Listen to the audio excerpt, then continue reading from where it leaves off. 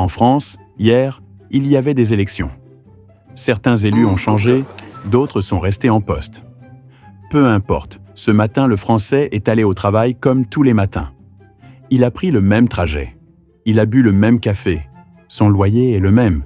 Son salaire est le même. La vie, elle, continue. À Rochefourchat, il n'y avait pas d'élection hier. Il n'y en a jamais. Pas parce que c'est une dictature, mais parce que les décisions sont prises par des citoyens tirés au sort, comme pour un jury d'assises. Ils ne se présentent pas, ils ne font pas campagne, ils n'ont rien à promettre et rien à perdre. Les fourchois de la vie de tous les jours forment l'Assemblée. Ils délibèrent et ils décident.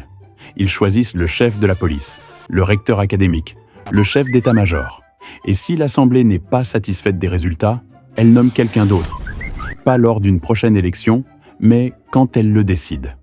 En France, c'est le président qui nomme les ministres. Si un ministre déçoit, le Français ne peut pas en changer. Il peut signer des pétitions.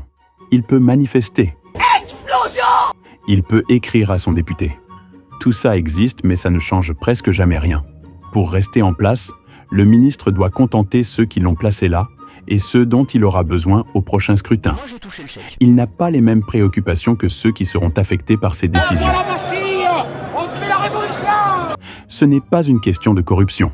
C'est la mécanique du système électoral où celui qui gouverne a une carrière à protéger. Le fourchois dans l'Assemblée n'a rien à protéger. Ni carrière politique, ni financeur, ni électorat, ni sa place dans un parti. Il n'a été choisi par personne, alors il ne doit rien à personne. Quand son mandat se termine, il rend son badge, rentre chez lui et il reprend sa vie d'avant. Dans quelques années, en France, il y aura d'autres élections, d'autres discours, d'autres promesses. Les Français le savent. La moitié d'entre eux ne votent plus.